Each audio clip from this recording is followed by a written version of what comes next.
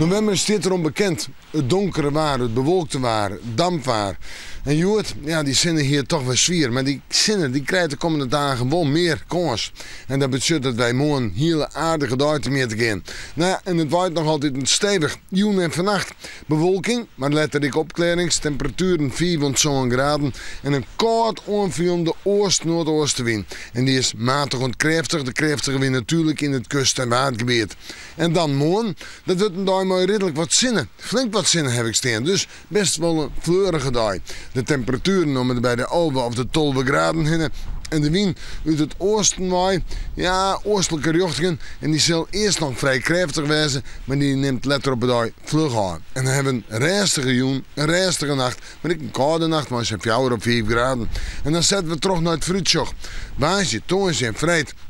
3 dagen op mijn richtje maar regelmatig zinnen. Ik wil bewolking en een temperatuur hoe daar zou bij de 12 graden hinnen. En dat is een haast normale temperatuur voor deze tijd van het jaar.